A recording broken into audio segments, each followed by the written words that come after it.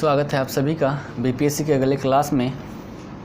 जैसा कि हम लोगों ने कल चर्चा किया था, कल वो सिंचाई के साधनों के बारे में हम लोग चर्चा कर रहे थे। ठीक है, सिंचाई के साधन के बारे में हमने चर्चा करना प्रारंभ किया था, जिसके अंतर्गत सिंचाई के साधनों में जैसे नहर, नलकूप, कुआं, तालाब, इन सब के बारे में हमने चर्चा कर लिया था। ठीक है, उसके बाद जो हमारी चर्चा हुई थी बहुउद्देशीय नदी घाटी परियोजनाओं के बारे में हुई थी। ठीक है, किसके बारे में? बहुउद्देशीय नदी घाटी परियोजनाएं हैं, उसके बारे में हमने चर्चा किया था, जिसके अंतर्गत कोसी परियोजना, गंडक परियोजना और सोन परियोजना, 3 परियोजनाएं हैं जिसके बारे में हमें चर्चा करना था, जिसमें से हमने कोसी परियोजना पर चर्चा कर लिया था और लिख भी लिया था। फिर हमने गंडक परियोजना पर चर्चा प्रारंभ किया था, लेकिन अभी तक लिखा नहीं था। ठीक है, कोसी परियोजना के बारे में हमने चर्चा कर लिया था, ये बात समझ में आई। उसके बाद हम गंडक परियोजना के बारे में चर्चा कर लिए थे और कल ही बोले थे कि आते ही पहले इसके बारे में लिखेंगे, फिर अगला जो है हमारा सोन परियोजना, उस पर चर्चा करेंगे और फिर उसके बारे में लिखेंगे। ठीक है, तो गंडक परियोजना के बारे में आप लोग लिखना प्रारंभ कीजिए।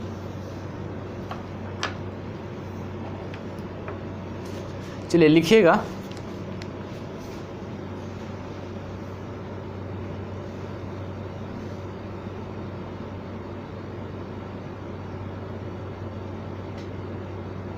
भारत सरकार के सहयोग से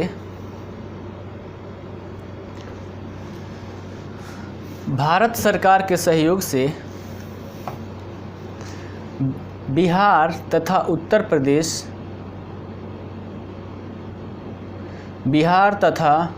उत्तर प्रदेश की संयुक्त परियोजना गंडक नदी परियोजना है। गंडक नदी परियोजना है।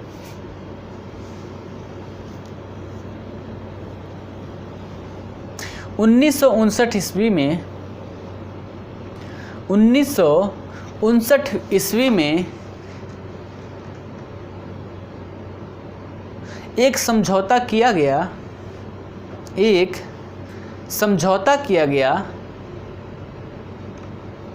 जिसके आधार पर नेपाल को भी इस परियोजना का लाभ दिया जा रहा है। नेपाल को भी इस परियोजना का लाभ दिया जा रहा है।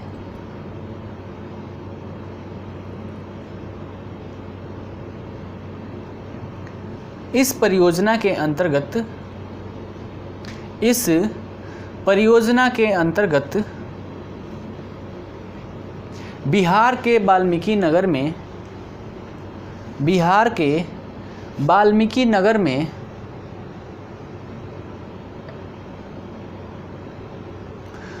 1969-70 में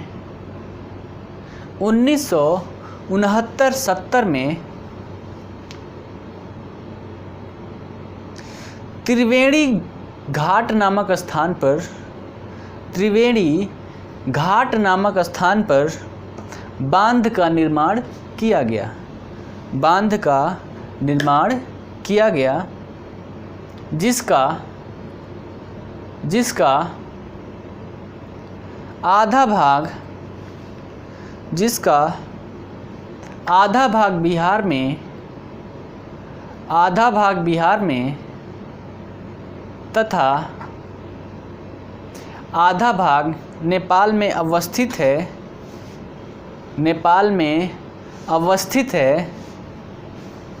इसलिए इसे त्रिवेणी नहर प्रणाली के नाम से भी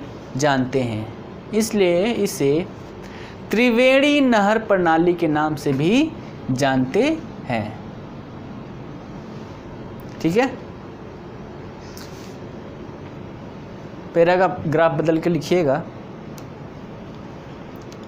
इस परियोजना के अंतर्गत 2 मुख्य नहरों का निर्माण किया गया है। 2 मुख्य नहरों का निर्माण किया गया है।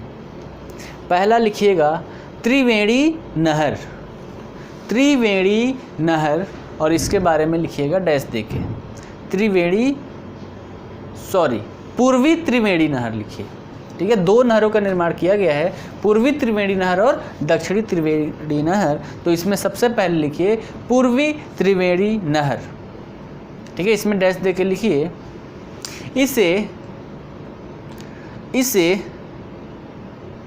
तिरहुत नहर भी कहते हैं, इसे तिरहुत नहर भी कहते हैं, जिसकी कुल लंबाई 293 किलोमीटर है, जिसकी कुल लंबाई 293 किलोमीटर है।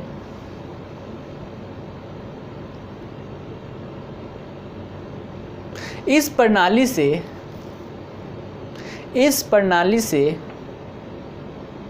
6,60,000 हेक्टेयर भूमि 6,60,000 हेक्टेयर भूमि पर सिंचाई की जाती है,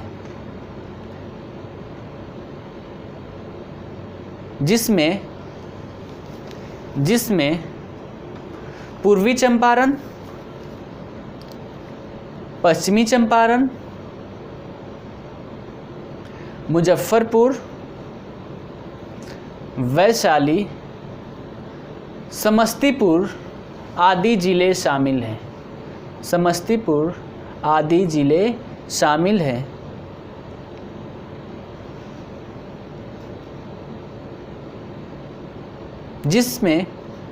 जिसमें पश्चिमी चंपारण को सर्वाधिक लाभ प्राप्त होता है, जिसमें पश्चिमी चंपारण को सर्वाधिक लाभ प्राप्त होता है। ये हो गया। अगला लिखिए 2 नंबर, पश्चिमी त्रिवेणी नहर, पश्चिमी त्रिवेणी नहर, पश्चिमी त्रिवेणी नहर, और इसमें लिखिएगा डैश देके इसकी कुल लंबाई 200 किलोमीटर है, 200 किलोमीटर है, जिसमें से 19 किलोमीटर नेपाल में, 19 किलोमीटर नेपाल में, 112 किलोमीटर उत्तर प्रदेश में, 112 किलोमीटर उत्तर प्रदेश में, तथा 69 किलोमीटर बिहार में अवस्थित है, बिहार में अवस्थित है। इस नहर प्रणाली द्वारा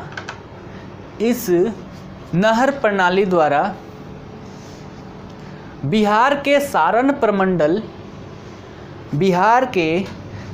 प्रमंडल के जिलों में सिंचाई की जाती है,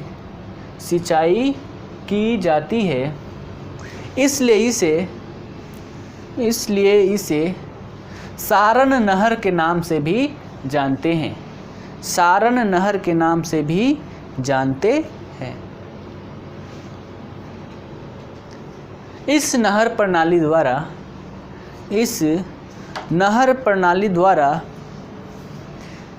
4,84,000 हेक्टेयर भूमि क्षेत्र की सिंचाई की जाती है, हेक्टेयर भूमि क्षेत्र की सिंचाई की जाती है। ठीक है, ये हो गई बिहार से रिलेटेड। इस पर 2 और नहरें हैं जिसके बारे में कल चर्चा किया था, तो उसको भी लिख लेते हैं। पैराग्राफ बदलकर लिखिएगा, इस परियोजना के अंतर्गत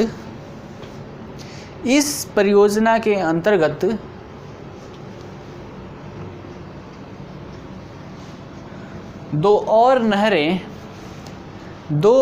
नहरें पूर्वी नेपाल नहर पूर्वी नेपाल नहर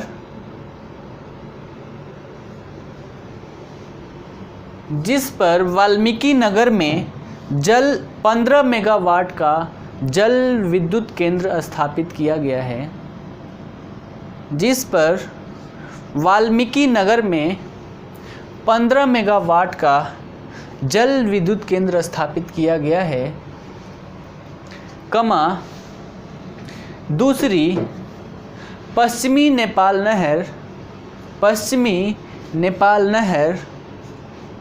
जिस पर सूरजपुरा में 15 मेगावाट क्षमता के जल विद्युत केंद्र की स्थापना की गई है, जल विद्युत केंद्र की स्थापना की गई है का निर्माण हुआ है, ठीक है। तो ये हो गई हमारी गंडक परियोजना। इसके आगे हम जो बात करेंगे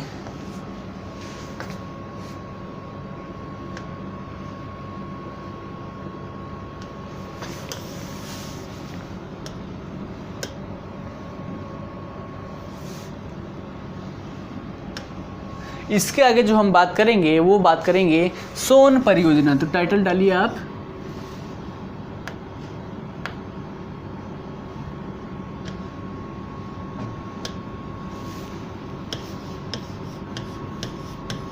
सोन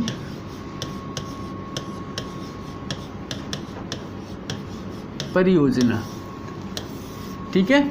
ये जो परियोजना है ये दक्षिण बिहार के मैदान की परियोजना है। वो जो दो नदियाँ थी गंडक और कोसी, जो उत्तर बिहार के मैदान में अवस्थित थी, और सोन नदी जो अवस्थित है वो दक्षिण बिहार के मैदान में अवस्थित है। और सोन नदी पर जो परियोजना प्रारंभ की गई थी उसका नाम क्या है? सोन परियोजना। अगर इसकी बात किया जाए तो ये बिहार में सबसे पहला और सबसे बड़ा परियोजना है, ठीक है।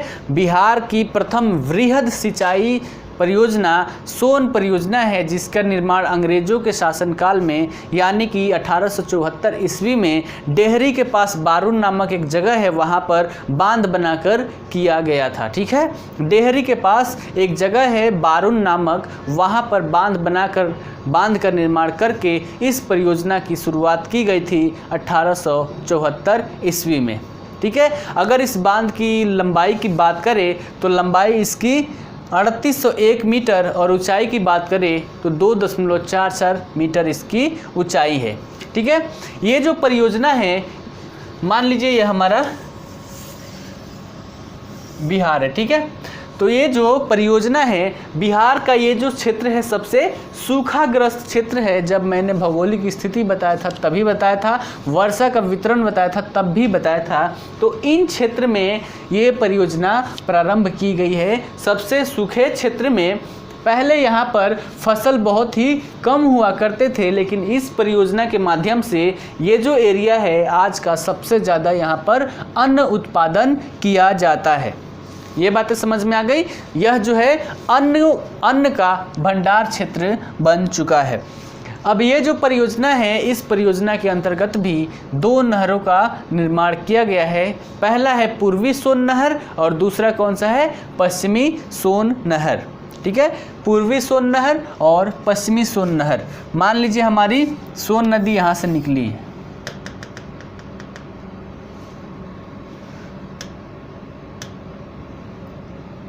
हमारी सोन नदी यहाँ से निकली है, तो इधर जो नहर निकला है इसे हम नाम दे दिए पूर्वी सोन नहर, और इधर जो निकला है इसे हम नाम दे दिए पश्चिमी सोन नहर, ठीक है।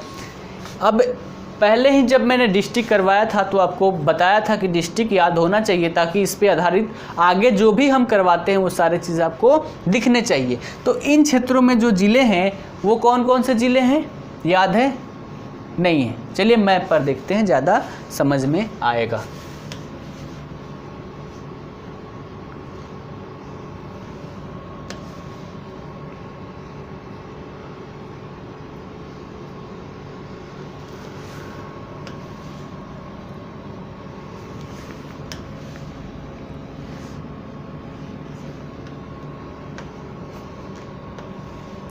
ठीक है, ये हमारा बिहार। यहाँ पर जो सोन नदी है वो नदी यहाँ से चलती है, ठीक है। ये है सोन नदी। इस पर दो नदी का निर्माण किया गया है, दो नहर का निर्माण किया गया है। पूर्वी सोन नहर जो ऐसे जाती है और पश्चिमी सोन नहर जो ऐसे जाती है। तो अगर इससे सिंचित होने वाले ज़िलों की बात करें तो इससे सिंचित होने वाले ज़िले कौन से हैं हमारा? औरंगाबाद, अरवल, जहानाबाद, पटना, नालंदा, ये जो क्षेत्र हैं ये पूर्वी सोन नहर के द्वारा सिंचित किए जाते हैं। और पश्चिमी की बात करें तो इसमें रोहतास, बक्सर, भोजपुर, भभुआ, ये जो एरिया है इन क्षेत्रों में किससे सिंचाई की जाती है? पश्चिमी सोन नहर के द्वारा, ठीक है। अगर पूर्वी सोन नहर की बात करें तो इससे लगभग 2.5 लाख हेक्टेयर क्षेत्र का सिंचाई किया जाता है। और पश्चिमी की बात करें तो पश्चिमी से ये जो सारा एरिया है इससे सिंचाई की जाती है। इस पर भी 2 विद्युत केंद्र, ठीक है, 2 विद्युत केंद्र स्थापित किए गए हैं। पहला है डेहरी जल विद्युत केंद्र जिसकी कैपेसिटी कितनी है? 6.6 मेगावाट। और दूसरा कौन सा है? बारून जल विद्युत केंद्र जिसकी कैपेसिटी 3.3 मेगावाट है, ठीक है। तो ये सारा चीज़ आप लोगों को समझ में आ गया। अब इसके बारे में हम लिख लेते हैं, ठीक है। चलिए टाइटल डालिए सोन परियोजना और इसमें लिखिए, सोन परियोजना में लिखिए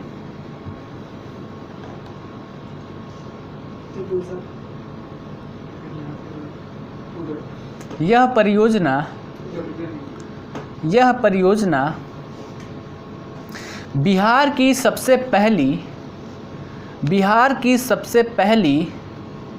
वृहद सिंचाई परियोजना है। वृहद सिंचाई परियोजना है जिसका निर्माण 1874 ईस्वी में डेहरी के पास बारून नामक स्थान पर बांध बनाकर किया गया जिसकी लंबाई 3801 मीटर तथा ऊंचाई 2.44 मीटर है। 2.44 मीटर है।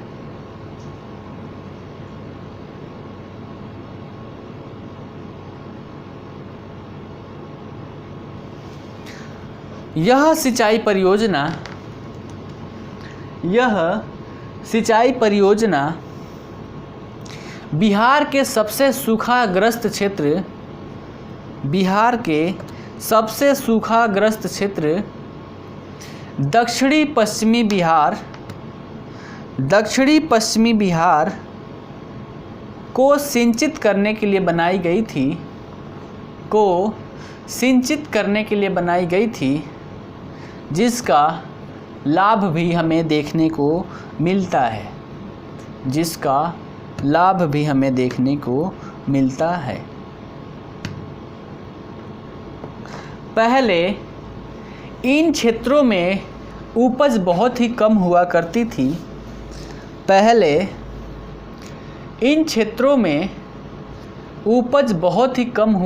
थी। परंतु वर्तमान समय में यह क्षेत्र बिहार का अन्न भंडार बन चुका है।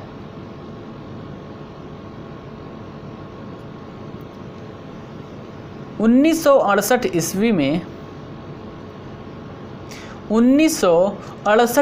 में इंद्रपुरी में 14,010 मीटर एक लंबे बैराज का निर्माण किया गया।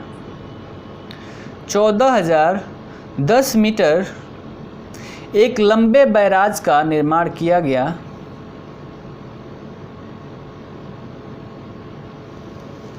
डेहरी के पास से सोन नदी से 2 नहरें निकाली गई है। 2 नहरें निकाली गई है। इसमें पहला लिखिए पूर्वी सोन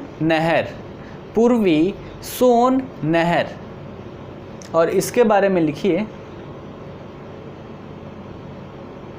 इसकी कुल लंबाई 130 किलोमीटर है। इसकी कुल लंबाई 130 किलोमीटर है, जो बारून से चलकर पटना तक जाती है। जो बारून से चलकर पटना तक जाती है। इस नहर से लगभग 2.5 लाख हेक्टेयर भूमि पर सिंचाई की जाती है, जिसके अंतर्गत औरंगाबाद, गया, जहानाबाद,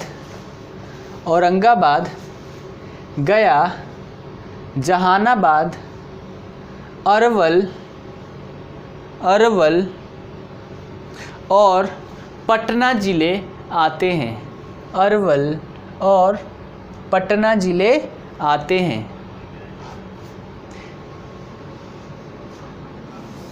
इस नहर पर बारून जल विद्युत केंद्र स्थापित किया गया है। जिसकी कैपेसिटी 3.3 मेगावाट है। 3.3 मेगावाट है।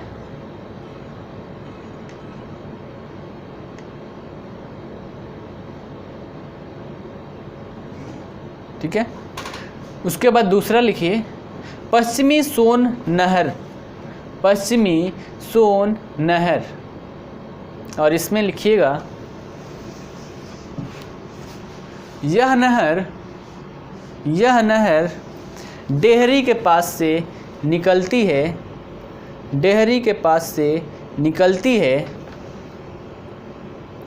जिससे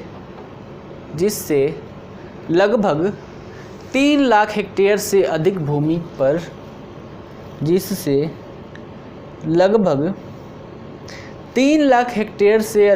पर सिंचाई की जाती है, जिसके अंतर्गत रोहतास, कैमूर,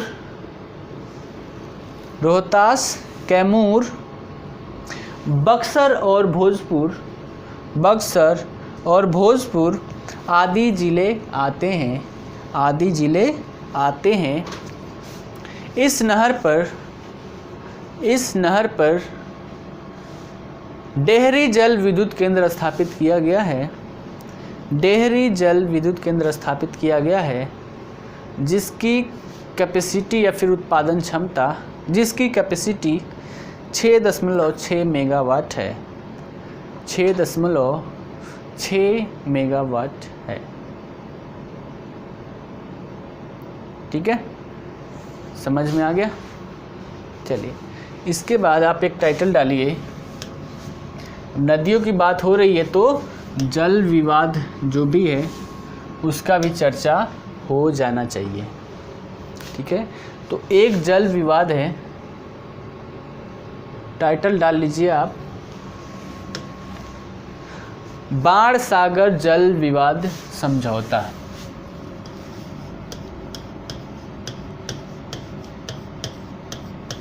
बाणसागर जल विवाद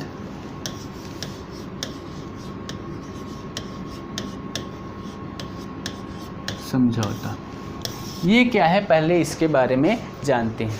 ये जो पहले इसके बारे में जान लेते हैं कि जो बाल सागर जल विवाद है, बाण सागर जल विवाद है, ये बिहार और उत्तर प्रदेश के बीच में है। बिहार और उत्तर प्रदेश के बीच में है। प्रश्न ये आ सकता है कि ये जो बाण सागर जल विवाद है किन किन के बीच में है। ठीक है, तो हमारा उत्तर क्या होगा, बिहार और उत्तर प्रदेश के बीच में। ये विवाद मतलब उत्पन्न क्यों हुआ, चलिए इसके बारे में देखते हैं। ठीक है, उत्तर प्रदेश में सोन की एक सहायक नदी है हिरंद नदी। हिरंद नदी है सोन की एक सहायक नदी, जिस पर बांध बनाया गया उत्तर प्रदेश के द्वारा। इसके बाद से ये विवाद उत्पन्न हुआ। ठीक है, अब बांध बनेगा तो पानी की मात्रा कम होगी, इसी के वजह से यहाँ पर क्या हुआ, विवाद उत्पन्न हो गया। ठीक है, उत्तर प्रदेश बिहार के साथ तय समझौते के तहत 5000 क्यूसेक जो पानी है, 5000 क्यूसेक जल वो प्रतिदिन प्रवाह करेगा। ये क्या था, वहाँ का समझौता किया गया। ठीक है, इसी के आधार पर 1967 ईस्वी में डेहरी के पास सोन नदी पर एक इंद्रपुरी बैराज का निर्माण किया गया। इंद्रपुरी का बैराज का निर्माण किया गया और यहाँ से 2 नहरें निकाली गई। ठीक है, तो विवाद कहाँ से प्रारंभ हुआ, हिरंद नदी पर। हिरंद नदी जो है सोन की सहायक नदी है और हिरंद नदी पर जब उत्तर प्रदेश के द्वारा बांध बनाया गया तब से ही ये जो विवाद है वो उत्पन्न हुआ। ये विवाद बिहार और उत्तर प्रदेश के बीच में है। विवाद मतलब कैसे होता है, क्यों होता है, देखिए रबी के मौसम में, जब रबी के मौसम में फसलों में पानी दिया जाना होता है, ठीक है, तो उस समय सोन नहर पर ही ये जो क्षेत्र था हमारा बिहार का, ये वाला क्षेत्र, वो सिंचाई के लिए सोन नहर पर जो नहरें अवस्थित है, ठीक है, सोन नदी पर जो नहरें अवस्थित है उसी पर आश्रित है। ठीक है, लेकिन इस समय जब बिहार में सिंचाई व्यवस्था करनी होती है तब 6000 से 8000 क्यूसेक पानी की आवश्यकता होती है, लेकिन उत्तर प्रदेश के द्वारा 3000 से 4000 क्यूसेक पानी ही छोड़ा जाता है। तो ये सारा क्या है, जल का वो यही है बाण सागर जल विवाद। ठीक है, इस विवाद को समाप्त करने के लिए 1980 में एक सोन नदी आयोग की स्थापना की गई। ठीक है, ताकि विवाद सुलट जाए, लेकिन ये सुलट ना सका। दोनों में मतलब जो उत्तर प्रदेश है और बिहार है, इनमें आपसी मतभेद चलता रहा और साथ ही जो केंद्र इसमें जो भूमिका निभा रही थी, केंद्र की भूमिका में भी उदासीनता दिखाई गई, जिसकी वजह से ये विवाद सुलझ ना सका और 1987 में ये जो आयोग बनाया गया था इसको भंग कर दिया। ठीक है, तो ये मेंस के लिए इम्पोर्टेंट था, इसलिए मैं इसको बता दिया। अब इसके बारे में थोड़ा सा आप लिख लीजिए।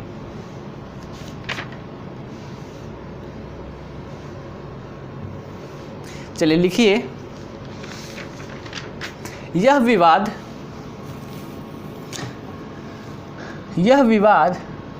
उत्तर प्रदेश और बिहार के बीच में है। यह विवाद उत्तर प्रदेश और बिहार के बीच में है, जो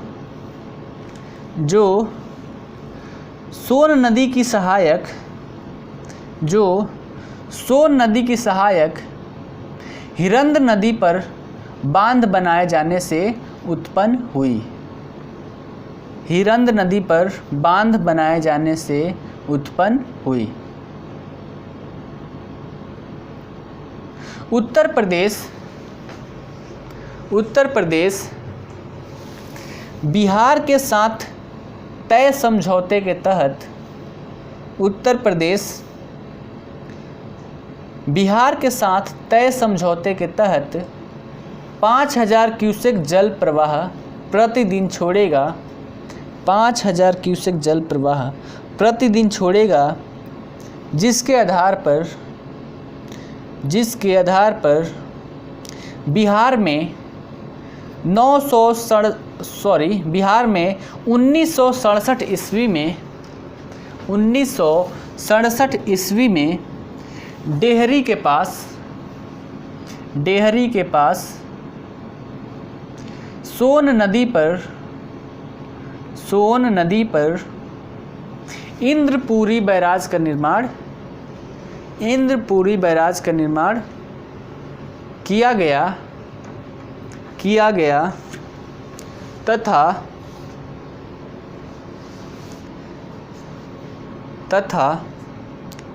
दो नहरों का निर्माण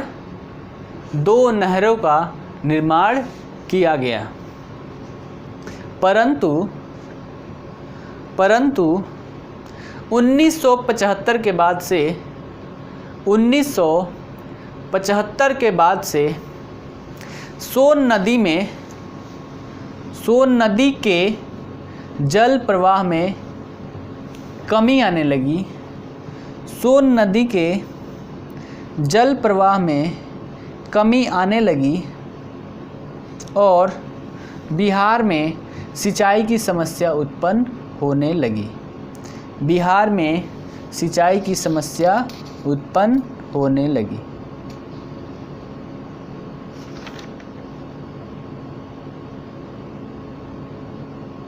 रबी के मौसम में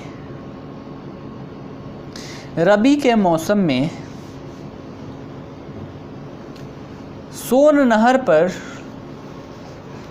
नहर सिंचाई पर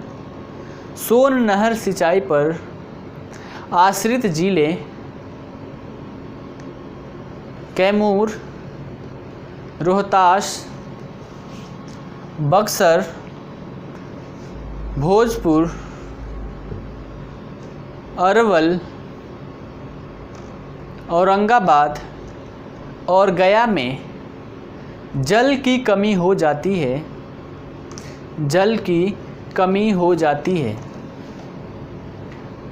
इन जिलों में 6000 से 8000 क्यूसेक पानी की ज़रूरत होती है। इन जिलों में 6000 से 8000 क्यूसेक पानी की आवश्यकता होती है, जबकि उत्तर प्रदेश द्वारा 3000 से 4000 क्यूसेक पानी ही सोन नदी में छोड़ा जाता है।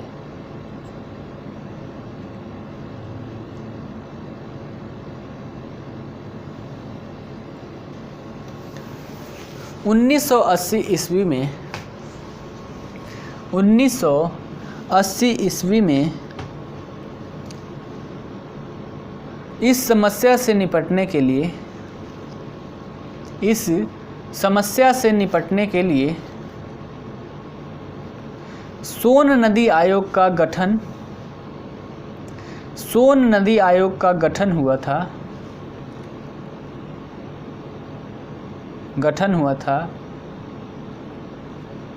परंतु आपसी मतभेद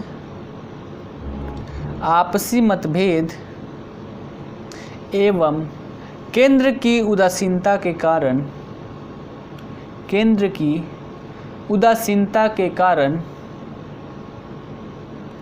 1987 ईस्वी में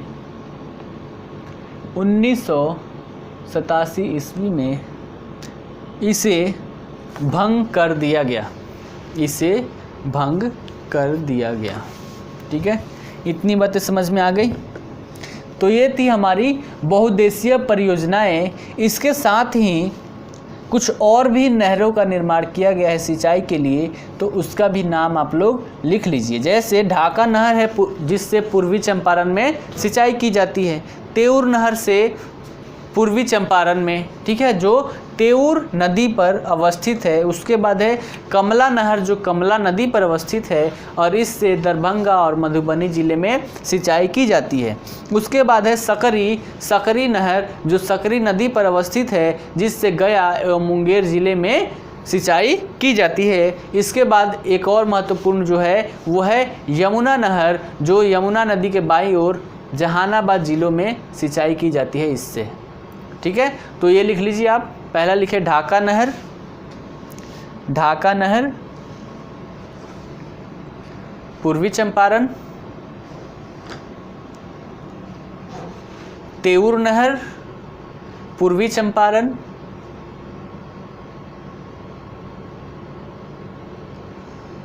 कमला नहर दरभंगा और मधुबनी, दरभंगा और मधुबनी, सकरी नहर गया एवं मुंगेर जिले में, गया एवं मुंगेर,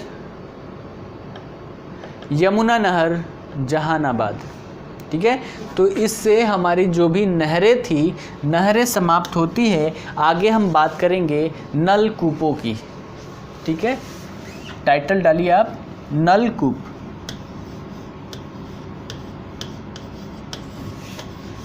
इसे इंग्लिश में हम ट्यूबवेल के नाम से जानते हैं, ट्यूबवेल बोला जाता है इसे इंग्लिश में। ठीक है, अब थोड़ा सा दिमाग लगाइए कि अगर आपके पास नहरों का पानी उपलब्ध हो रहा है तो आप ट्यूबवेल का प्रयोग करेंगे?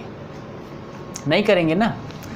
तो इसमें भी दिमाग लगाने वाली बात यह है कि जिन जिलों में नहरों के द्वारा सिंचाई व्यवस्था सही ढंग से नहीं है, सही ढंग से सिंचाई व्यवस्था नहीं हो पाती है नहरों के द्वारा, वहाँ पर लोग नलकूपों का प्रयोग करते हैं, कुएं का प्रयोग करते हैं, तालाब का, इन सब का प्रयोग उन क्षेत्रों में करते हैं जहाँ पर नहरों का पानी नहीं पहुँच पाता है। ठीक है, अगर नलकूप की सिंचाई के प्रारंभ की अगर बात करें तो बिहार में 1930 ईस्वी से ही नलकूपों के द्वारा सिंचाई की जा रही है।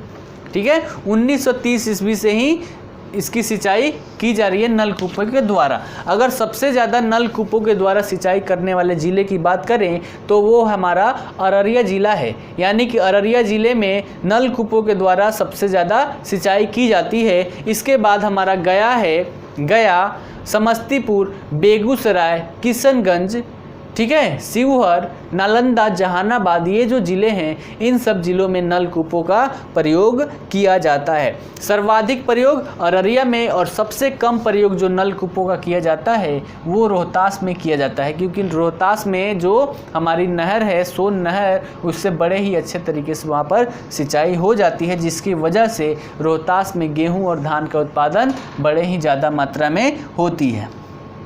ठीक है, इतनी बातें समझ में आ गई।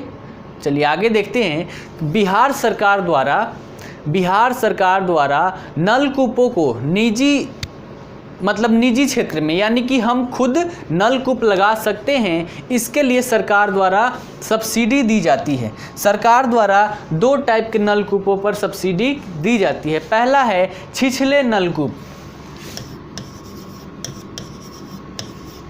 छिछले नलकूप जो 70 से लगभग 70 मीटर तक गहरे होते हैं, और दूसरा है मध्यम गहराई वाले नलकूप। ठीक है, मध्यम गहराई वाले नलकूप। ठीक है, दोनों पर सरकार द्वारा सब्सिडी दी जाती है। अगर हम छिछले नलकूप लगाते हैं जिसकी गहराई 70 मीटर तक की हो तो इस पर सरकार द्वारा हमें अधिकतम 15,000 रुपये तक की सब्सिडी दी जाती है। जबकि अगर हम ज़्यादा गहराई वाला नलकूप लगाते हैं तो गवर्नमेंट द्वारा अधिकतम 35,000 रुपये की सब्सिडी दी जाती है। ये सहायता राशि किस लिए है? ताकि केवल गवर्नमेंट ही नलकूप ना लगाए, लोग अपना भी पर्सनली नलकूप लगाए और अपनी सिंचाई अच्छे ढंग से कर पाए। ठीक है, ये जो योजना है, इस योजना का नाम क्या है?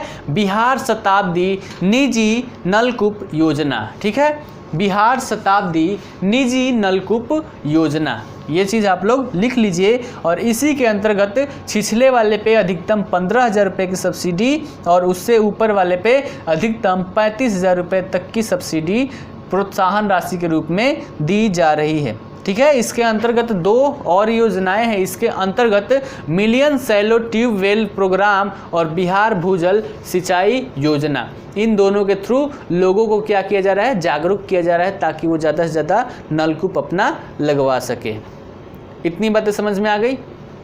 इसके बाद नलकूप के बाद बिहार में और भी बहुत सारे साधन हैं जिसके जरिए यहाँ पर सिंचाई की जाती है। जैसे कुआं है, ठीक है, कुआं प्राचीन काल से ही कुएं के द्वारा सिंचाई की जाती है, ठीक है। उसके बाद क्या है, तालाब है, पोखर है, आहर, पाइन, चौर, चौर मैंने पढ़ा रखा है, जो निम्न जल भूमि क्षेत्र होता है जहाँ पर भूमि मतलब पानी से डूबी रहती है। तो इन सब चीज़ों से भी यहाँ पर सिंचाई की जाती है, ठीक है। अगर तालाब से सिंचाई की अगर बात करें तो तालाब के द्वारा सिवान, भागलपुर, सहरसा, मुजफ्फरपुर और गया जो ज़िले हैं वहाँ पर तालाब के द्वारा सिंचाई की जाती है। जबकि अगर आहर और पाइन की बात करें तो इनका प्रयोग सबसे ज़्यादा कहाँ होता है, पटना, मुंगेर, दरभंगा और भोजपुर, ये जो ज़िले हैं यहाँ पर इसका प्रयोग सबसे ज़्यादा होता है, ठीक है। अगर सिंचाई की बात करें तो सबसे ज़्यादा सिंचाई किस चीज़ में होती है, राज्य में जो हमारा धान और गेहूँ लगाया जाता है इसके लिए सबसे ज़्यादा सिंचाई की आवश्यकता होती है। यानी कि जितना हमारा अगर 100% सिंचाई होता है 100%, तो इसका 80% जो सिंचाई होता है वो केवल गेहूँ और चावल यानी कि धान, इन दोनों के सिंचाई में प्रयोग किया जाता है। इतनी बातें समझ में आ गई, ठीक है। आगे बढ़े। इसके साथ ही अनेक सिंचाई परियोजनाएं भी चलाई जा रही है, ठीक है। नलकूप हो गया, तालाब ये सब हो गया, कुएं हो गए। इसके अतिरिक्त और भी बहुत सारी बिहार में सिंचाई परियोजनाएं चलाई जा रही है। अगर उसमें से बात करें तो क्या है, दुर्गावती जलाशय योजना, दुर्गावती जलाशय योजना, ऊपरी किऊल जलाशय परियोजना, बागमती परियोजना, ठीक है, बरनाल जलाशय परियोजना, ये सब क्या है, प्रमुख परियोजनाएं हैं जो चलाई जा रही है सरकार के द्वारा, ठीक है। अगर हम दुर्गावती जलाशय योजना की बात करें तो ये कैमूर एवं रोहतास जिले की सिंचाई की योजना है, ठीक है। यानी कि कैमूर और रोहतास जिलों में सिंचाई के लिए कौन सी योजना है, दुर्गावती जलाशय योजना। फिर अगर ऊपरी किऊल जलाशय परियोजना की बात करें तो ये किऊल नदी पर स्थापित है और एक जगह है गहरी गाँव, ठीक है, गहरी गाँव, जहाँ पर एक बांध का निर्माण किया गया है, ठीक है। इससे लखीसराय एवं मुंगेर जिलों में सिंचाई की जाती है, ठीक है। उसके बाद अगर हम बागमती परियोजना की बात करें तो इसके अंतर्गत सीतामढ़ी के डोग के पास रामनगर में एक बांध निकाली गई है, ठीक है, बागमती परियोजना। बरनाल जलाशय योजना जमुई जिले की बरनाल नदी पर अवस्थित है। तो ये सारे योजनाएं अतिरिक्त हैं, ठीक है। तो इसके बारे में आप लिखिए। सबसे पहले ट्यूब वेल, नलकूप, ठीक है। कल ही बताया था कि सबसे ज़्यादा आजकल नलकूपों से ही सिंचाई की जाती है बिहार में। तो नलकूप टाइटल डालिए और इसमें लिखिए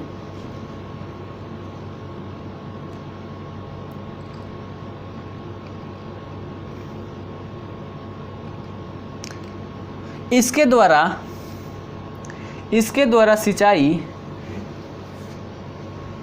द्वारा सिंचाई बिहार में 1930 ईस्वी में ही हो गया था, 1930 ईस्वी में ही हो गया था।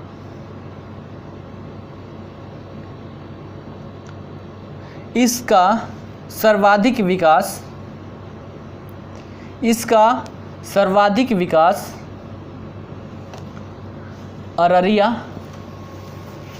अररिया, गया, समस्तीपुर, बेगूसराय, किशनगंज, शिवहर, जहानाबाद, नालंदा आदि जिलों में हुआ है, जिसमें से सर्वाधिक सिंचाई अररिया में की जाती है। अररिया में की जाती है और सबसे कम रोहतास ज़िले में की जाती है। रोहतास ज़िले में की जाती है। हो गया। चलिए पैराग्राफ बदल के लिखिएगा।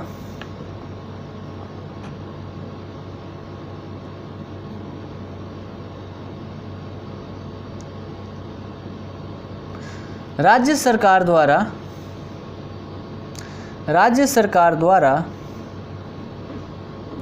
बिहार शताब्दी निजी नलकूप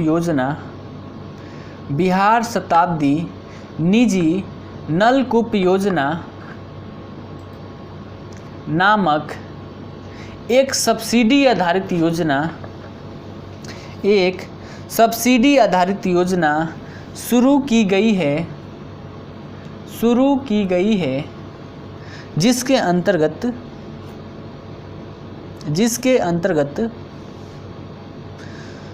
2 प्रकार के नलकूप लगाए जा रहे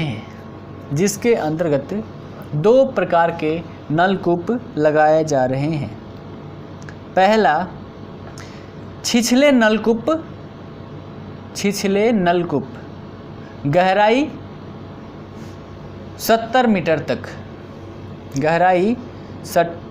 मीटर तक। इसमें लिख लीजिए अधिकतम सब्सिडी 15,000 रुपये। अधिकतम सब्सिडी 15,000 रुपये। दूसरा लिख लीजिए मध्यम गहराई वाले नलकूप गहराई 70 से 100 मीटर। इसमें सब्सिडी लिख लीजिए अधिकतम 35,000 रुपये। अधिकतम 35,000 रुपये।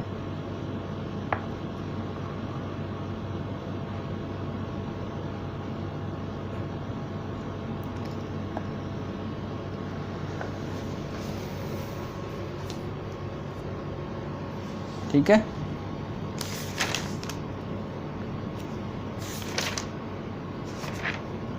इसी में पैराग्राफ बदल के लिख लीजिए 2 लाइन। पैराग्राफ बदल के 2 लाइन लिख लीजिए। बिहार में सिंचाई के अन्य स्रोतों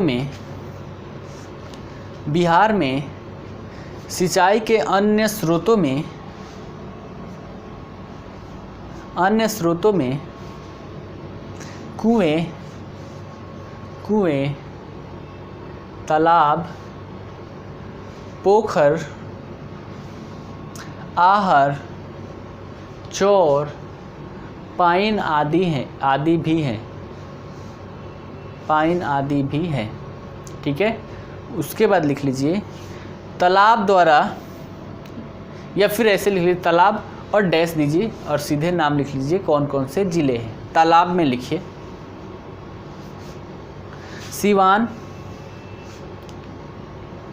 सिवान, भागलपुर, मुजफ्फरपुर, सहरसा और गया। ठीक है। तालाब हो गया। आहर और पाइन से लिखिए। आहर और पाइन लिख के डैश दीजिए। आहर और पाइन। इसमें लिखिए पटना, मुंगेर, दरभंगा, भोजपुर आदि। अन्य ज़िलों में भी इसका प्रयोग किया जाता है, लेकिन जो मैंने लिखवाया है ये सर्वाधिक प्रयोग करने वाले ज़िले हैं। ठीक है। इतने बात समझ में आ गया। इसी में एक लाइन मेंशन कर लीजिए कि राज्य में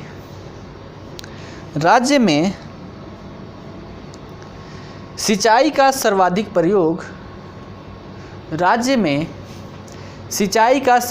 प्रयोग धान एवं गेहूं के कृषि के लिए किया जाता है। धान एवं गेहूं के कृषि के लिए किया जाता है। ब्रैकेट में लिख लीजिए लगभग 80%। लगभग 80%।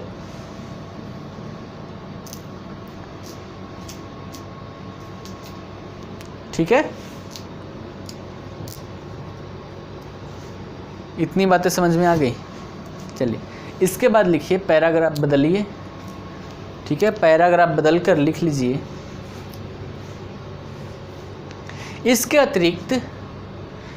अतिरिक्त राज्य में अनेक सिंचाई परियोजनाएं भी हैं। इसके अतिरिक्त राज्य में अनेक सिंचाई परियोजनाएं भी हैं, अनेक परियोजनाएं भी हैं जिसमें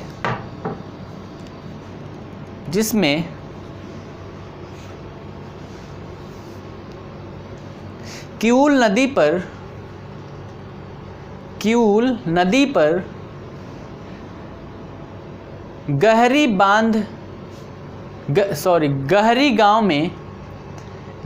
गांव में बांध बनाकर लखीसराय एवं मुंगेर जिले में सिंचाई की जाती है, जिसे ऊपरी किऊल जलाशय परियोजना के नाम से जानते हैं,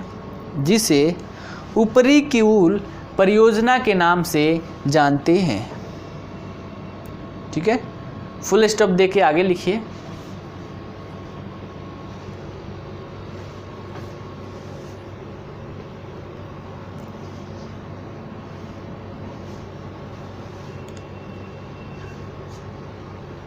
दुर्गावती जलाशय योजना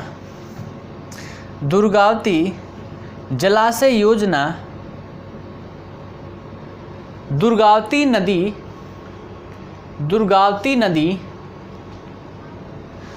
पर अवस्थित है, जिसके द्वारा कैमूर एवं रोहतास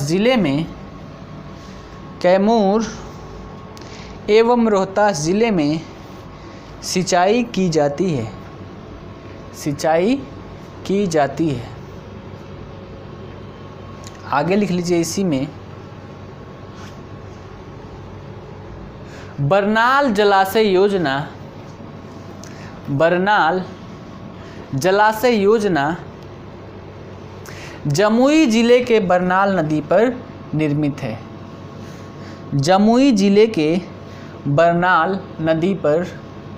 है। ठीक है,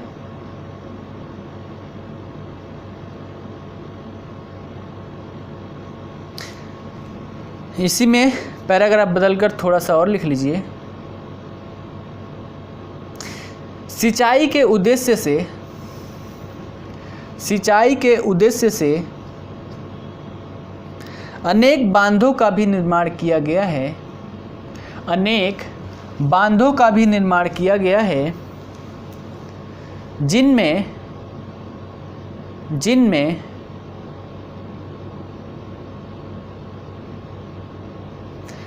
भागलपुर में चंदन नदी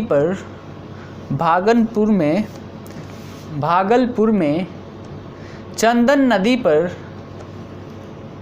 चंदन जलाशय बांध का निर्माण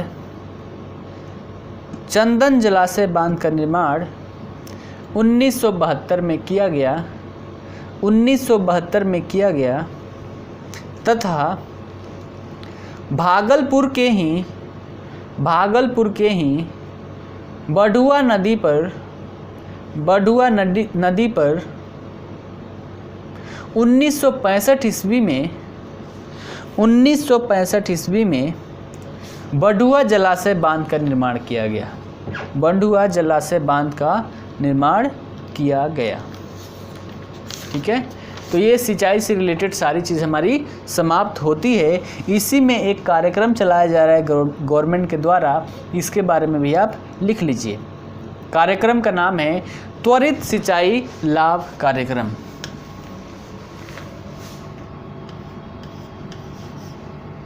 त्वरित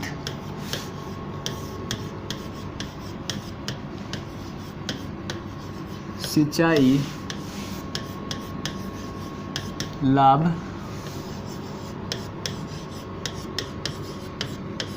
कार्यक्रम। त्वरित सिंचाई लाभ कार्यक्रम ये क्या है? त्वरित सिंचाई लाभ कार्यक्रम इसके अंतर्गत केंद्र सरकार द्वारा बिहार को 2 प्रकार से सहायता राशि प्रदान की जाती है। जैसे हमारा मान लीजिए ये बिहार है, तो बिहार ये है गंगा नदी के ऊपरी क्षेत्र को क्या बोलते हैं? उत्तरी गंगा का मैदान, और दक्षिणी क्षेत्र को क्या बोलते हैं? दक्षिणी गंगा का मैदान।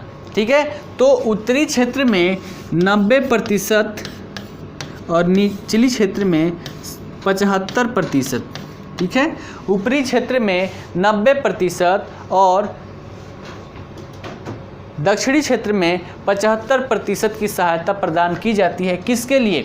जो हमारी पुनपुन बैराज योजना है मान लीजिए, या फिर दुर्गावती जलाशय योजना है, इन सब की मरम्मत करने के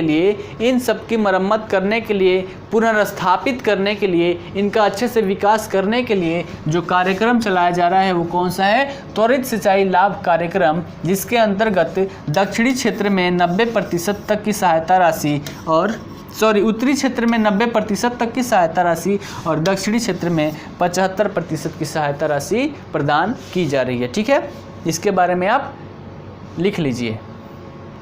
त्वरित सिंचाई लाभ कार्यक्रम, त्वरित सिंचाई लाभ कार्यक्रम, और इसमें लिखिए इस कार्यक्रम के अंतर्गत केंद्र सरकार बिहार को 2 प्रकार से सहायता राशि प्रदान करती है। 2 प्रकार से सहायता राशि प्रदान करती है। उत्तर बिहार की योजनाओं के लिए 90% तथा शेष राज्य की योजनाओं के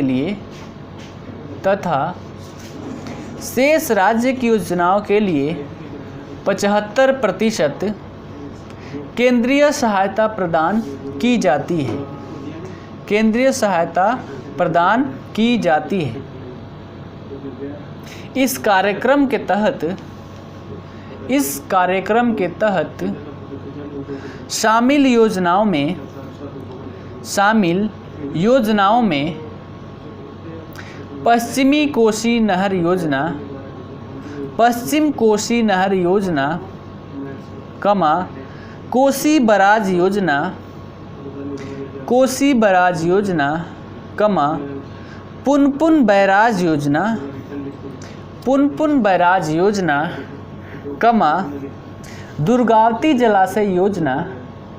दुर्गावती जलाशय योजना